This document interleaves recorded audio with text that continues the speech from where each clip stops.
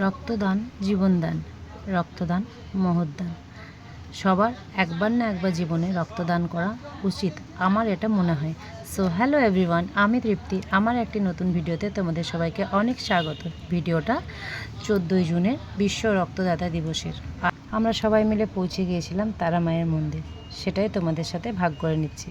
ঠিক ভোর 3:15-তে আমি, ছেলে এবং কর্তামশাই তিনজনে বেরিয়ে পড়েছিলাম বড়জোড়ার উদ্দেশ্যে। গাড়িতে চেপে আর সেরকমভাবে কোনো ক্লিপিং নেওয়া হয়নি। তারপর বাস চলতে শুরু করার পর যখন এই সুন্দর মনোরম জঙ্গলের দৃশ্যটা পেলাম, সেটা কিছুটা ক্যাপচার করলাম। খানিক রাস্তা যাওয়ার পর ছেলে এবং কর্তামশাই দুজন দু সাইডে অঘোর ঘুমিয়ে গেছে এবং আমি মাঝে অগত্যায় বসে আছি। এই বাসে চাপলে এক আমার রোগ, কখনো কোনো দিন ঘুম পায় না, কিছুতেই না।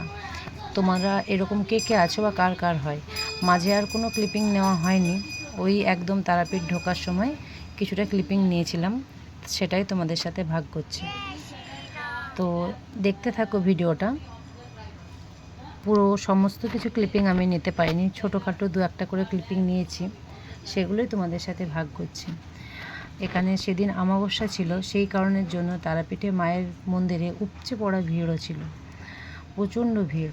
আর আমরা গিয়েছিলাম পুরো 2টো বাস ভর্তি। সবাই আমাদের যে Barajora block blood donor association আছে, সেখানে সব মেম্বাররা, তাদের পরিবারের সদস্যরা সবাই। এই যে ক্যাপচারগুলো প্রত্যেকটাই ছেলে করেছে, প্রত্যেকটাই ভিডিও।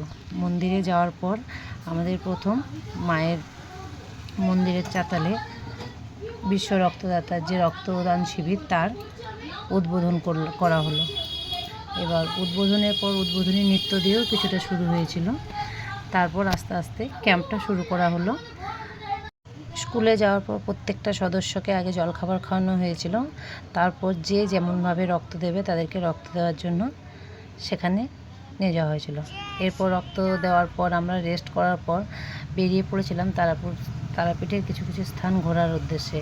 তো এটা হচ্ছে বামদেবের সমাধিস্থল। আমি এর আগে কখনো তারাপীঠ যাইনি, এই প্রথম গেলাম।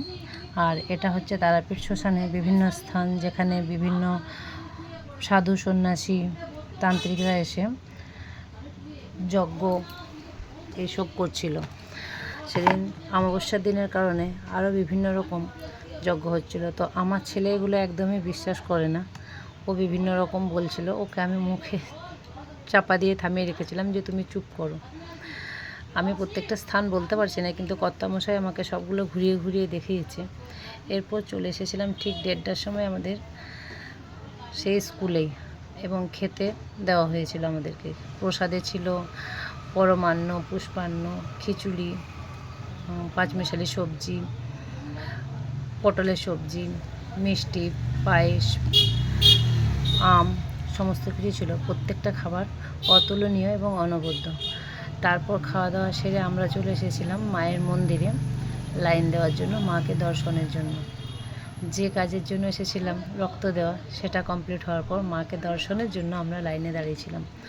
তো যত কাছে আসছিলাম তত হৃদস্পন্দন বেড়ে উঠছিল, যে কখন মাকে একটু চোখের দেখা দেখব। দূর থেকে এক ঝলক পেয়েছিলাম দেখতে।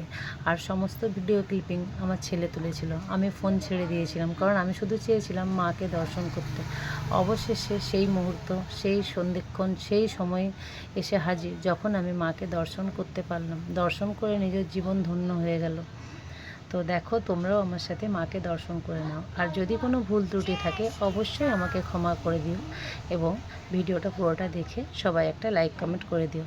সবাই বলো জয় মা তারা, জয় মা তারা, জয় মা তারা। মা তারা সবার মঙ্গল করুক, সবার ভালো করুক।